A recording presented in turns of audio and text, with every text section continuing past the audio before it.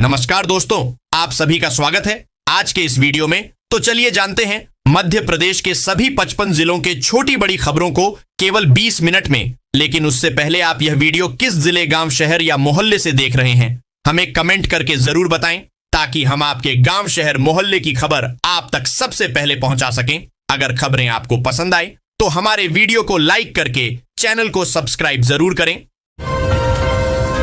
जनजाति अधिकारी कर्मचारी संगठन अजाक्स पर वर्चस्व को लेकर चल रहे विवाद के बीच संगठन के एक धड़े के अध्यक्ष आईएएस अधिकारी संतोष वर्मा ने दूसरे धड़े के कार्यकारी अध्यक्ष विशेष गढ़पाले को पत्र लिखकर संगठन में दखलंदाजी न करने को कहा है।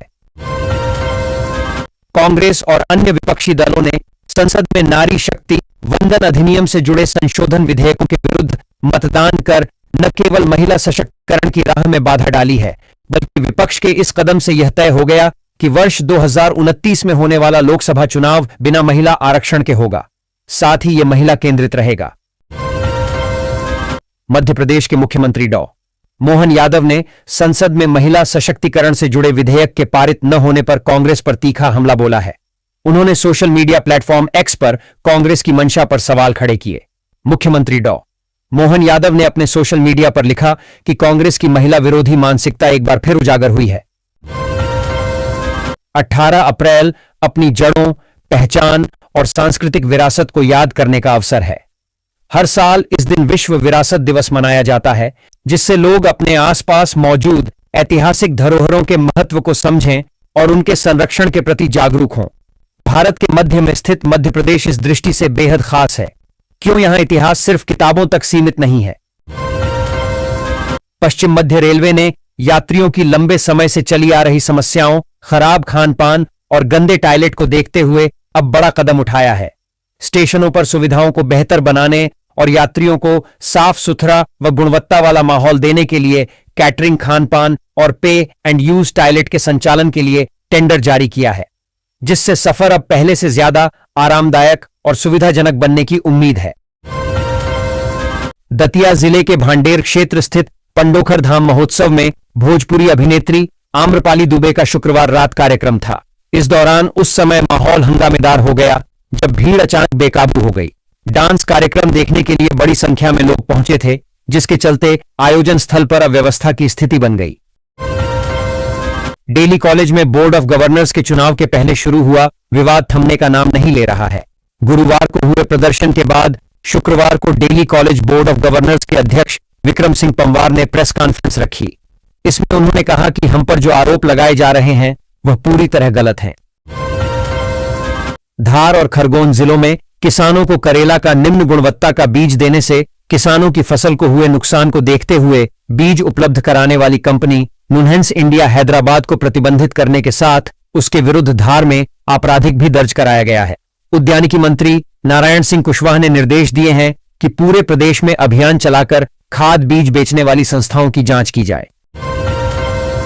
शैक्षणिक गुणवत्ता में सुधार के बड़े दावों के साथ शुरू किए गए सीएम राइज और फिर सांदीपनि विद्यालय अपेक्षित परिणाम देने में पिछड़ते नजर आ रहे हैं।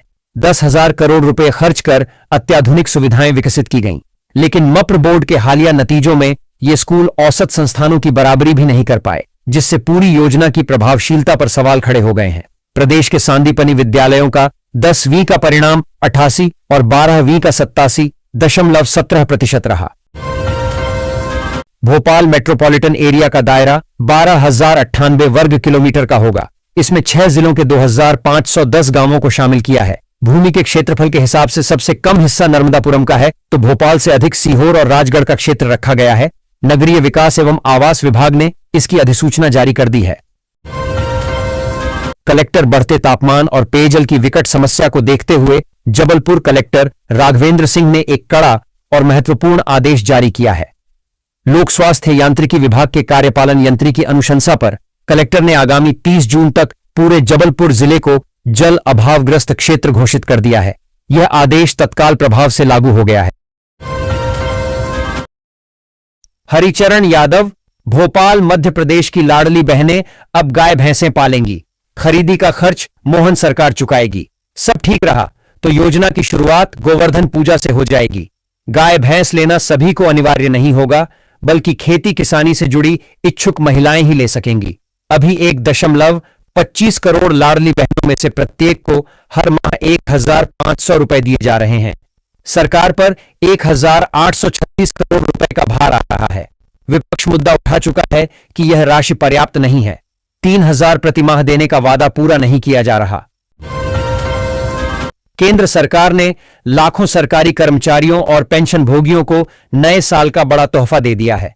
सूत्रों के हवाले से खबर है कि केंद्रीय कैबिनेट ने महंगाई भत्ते डीए और महंगाई राहत डीआर में 2% की अतिरिक्त बढ़ोतरी पर मुहर लगा दी है। इस फैसले के बाद अब कर्मचारियों का कुल महंगाई भत्ता बढ़कर 60% के स्तर पर पहुंच गया है। मध्य प्रदेश के बाघों की मांग देश के कई राज्यों में है। गुजरात, राजस्थान, छत्तीसगढ़, ओडिशा और असम के बाद अब आंध्र प्रदेश सरकार ने मप्र से बाघ मांगे हैं। इसके लिए आंध्र प्रदेश के उप मुख्यमंत्री पवन कल्याण ने मप्र सरकार को पत्र लिखा है। आंध्र प्रदेश के पापीकोंडा नेशनल पार्क के लिए मप्र के कान्हा, सतपुड़ा और पेंच टाइगर रिजर्व से बाघ और गौर बाइसन मांगे हैं। राज्य सरकार ने गुजरात और राजस्थान को बाघ दे दिए हैं। यदि सब कुछ ठीक ठाक रहा तो चंदेरी में आज से पीएम श्री पर्यटन हेलीकॉप्टर सेवा शुरू हो सकती है। दरअसल यह सेवा पूर्व में 12 फरवरी से शुरू होनी थी, लेकिन कुछ कारणवश यह शुरू नहीं हो सकी। इसके बाद एक बार फिर 19 अप्रैल से इसे शुरू किया जाना प्रस्तावित है। मध्य प्रदेश की राजधानी भोपाल में आज शनिवार 18 अप्रैल को प्रदेश भर के हजारों शिक्षक पहुंच रहे हैं। वे यहां शिक्षक पात्रता परीक्षा टीट के खिलाफ विरोध प्रदर्शन करेंगे। बता दें कि मध्य प्रदेश अध्यापक शिक्षक संयुक्त मोर्चा की के आह्वान पर राजधानी भोपाल में यह प्रदर्शन किया जाएगा। मध्य प्रदेश में भीषण गर्मी ने तीखे तेवर दिखाना शुरू कर दिए हैं। भोपाल समेत कई जिलों में गर्मी के चलते लोगों का हाल बेहाल होने लगा है। हालात यह है कि अप्रैल माह में ही अधिकतम तापमान 43 डिग्री के पार पहुंच गया है।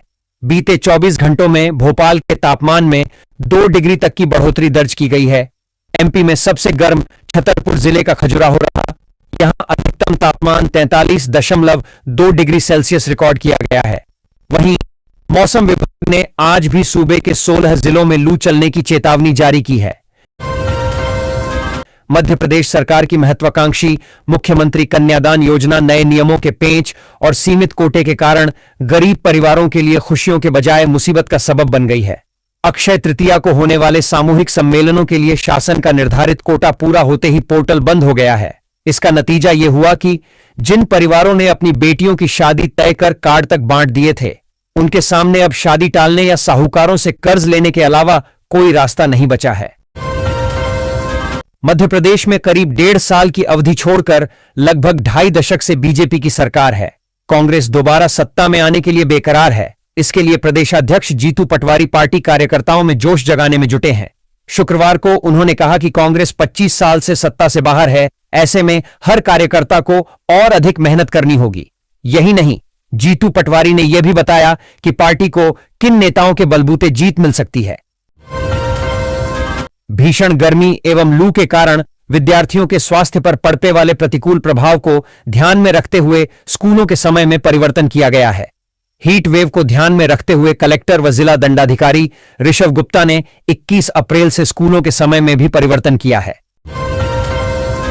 ओंकारेश्वर में मां नर्मदा की जलधारा के बीच मंत्रोच्चार के साथ आचार्य आदि शंकराचार्य की आराधना के 5 दिवसीय उत्सव का शुभारंभ मुख्यमंत्री डॉ मोहन यादव ने किया। एकात्म पर्व के अवसर पर कृत्रिम बुद्धिमत्ता एआई में अद्वैत पर भी मंथन होगा।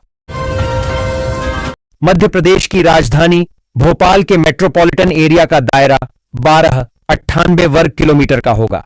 इसमें 6 जिलों के 2510 गांवों को शामिल किया गया है। भूमि के सबसे कम क्षेत्रफल की बात करें तो इसमें सबसे कम हिस्सा नर्मदापुरम जिले से लिया गया है, जबकि बड़ा हिस्सा यहां तक कि भोपाल से अधिक सीहोर और राजगढ़ का क्षेत्र से लिया गया है। नगरीय विकास एवं आवास विभाग की ओर से इसकी अधिसूचना जारी कर दी गई है। बिजली उत्पादन का हब बन रहे विंध्य को बड़ी सौगात मिलने जा रही है। जिले में टाटा एनर्जी 28,000 करोड़ से न्यूक्लियर पावर प्लांट लगाएगा। यह देश का पहला निजी न्यूक्लियर पावर प्लांट होगा। अब तक ऐसे प्लांट सरकार चलाती है। केंद्र की हालिया व्यवस्थाओं के बाद रिलायंस, अदानी व टाटा ग्रुप ने इस क्षेत्र में कदम रखे हैं।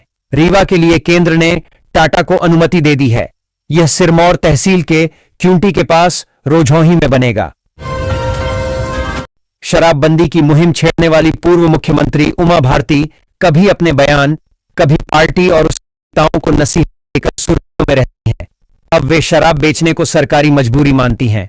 उनका कहना है कि लाडली बहन जैसी योजनाओं के लिए सरकार को कर्ज लेना पड़ता है, इसलिए अब सरकार चाहकर भी शराब बेचना बंद नहीं कर पा रही है। सरकार के रेवेन्यू में शराब से आने वाली कमाई का बड़ा हिस्सा है। राजधानी भोपाल में कांग्रेस के ब्लॉक अध्यक्षों के सम्मेलन में प्रदेश प्रभारी हरीश चौधरी ने वित्तीय संकट का हल निकालने के लिए पार्टी की नई योजना बताई। उन्होंने कहा कि ब्लॉक अध्यक्ष और अन्य पदाधिकारी हर विधानसभा क्षेत्र में प्रत्येक परिवार से 100 रुपए की सहयोग राशि एकत्रित करें। इस राशि का उपयोग प्रदेश या एआईसीसी द्वारा नहीं किया जाएगा। इसका उपयोग जिला और ब्लॉक स्तर पर ही कार्यकर्ताओं के प्रशिक्षण और संगठन को मजबूत बनाने में किया जाएगा। धार्मिक नगरी उज्जैन में शिप्रा नदी के तट पर आस्था और जागरूकता का अनूठा संगम देखने को मिला। मध्य प्रदेश जन अभियान परिषद एवं अवनीश्री जन कल्याण एवं शिक्षण संस्था के संयुक्त तत्वावधान में विधिवत पूजन आरती का आयोजन किया गया। यह कार्यक्रम जल गंगा संवर्धन अभियान के अंतर्गत आयोजित किया गया, जिसका उद्देश्य आमजन में जल संरक्षण के प्रति जागरूकता फैलाना था।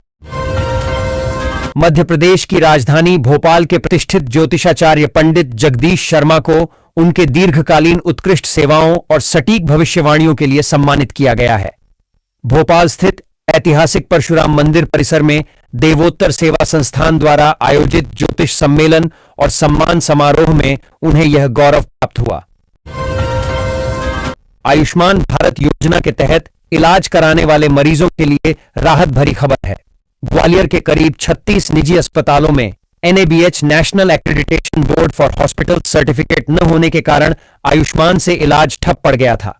अब मुख्य कार्यपालन अधिकारी आयुष्मान भारत निरामय के आदेश पर NABH प्रमाण पत्र नवीनीकरण के लिए 6 महीने का अतिरिक्त समय दे दिया गया है।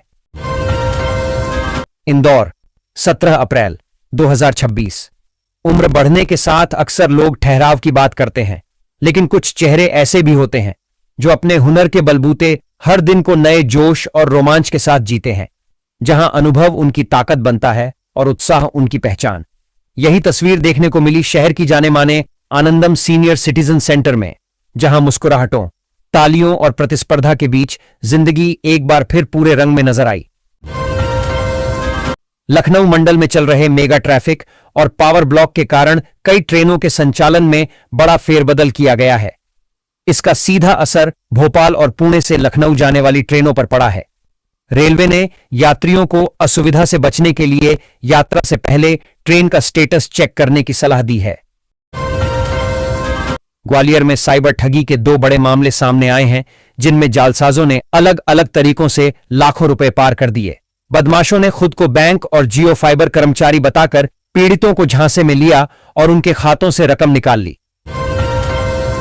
भारतीय सेना में अग्निवीर भर्ती के लिए करीब 48,000 युवकों ने ऑनलाइन आवेदन किया है। आवेदन प्रक्रिया संपन्न होने के बाद लिखित परीक्षा की तैयारी शुरू हो गई है। जून में लिखित परीक्षा के लिए ग्वालियर और सागर में परीक्षा केंद्र बनाए जा रहे हैं। शारीरिक दक्षता परीक्षा की तैयारी भी अभी से प्रारंभ कर दी गई है। इसके लिए सेना भर्ती कार्यालय के अधिकारियों द्वारा सोमवार को ग्वालियर के कलेक्टर एवं एसएसपी को पत्र लिखा जाएगा। यात्रियों के लिए अच्छी खबर है, अब उन्हें एक और हवाई सेवा मिलने जा रही है, जिससे सफर पहले की तुलना में ज्यादा आसान और सुविधाजनक हो जाएगा। इस नई सेवा के शुरू होने से ग्वालियर से दिल्ली और फिर बेंगलुरु जाने वाले यात्रियों को बेहतर कनेक्टिविटी मिलेगी। ग्वालियर में पान मसाला और गुटखा निर्माण से जुड़े एक बड़े टैक्स चोरी मामले में आरोपी को अदालत से राहत नहीं मिली है। करीब 31.76 करोड़ रुपए की कर चोरी के आरोप में घिरे कारोबारी की पहली जमानत अर्जी खारिज कर दी गई। अदालत ने मामले को गंभीर आर्थिक अपराध मानते हुए साफ किया कि इतने बड़े पैमाने पर राजस्व हानि के मामलों में सख्ती जरूरी है। हाईकोर्ट के मुख्य न्यायाधीश संजीव सचदेवा ने कहा कि एक सशक्त न्यायिक प्रणाली के लिए केवल विधिक विशेषज्ञता ही नहीं, बल्कि आधुनिक और सुलभ संरचना भी आवश्यक है।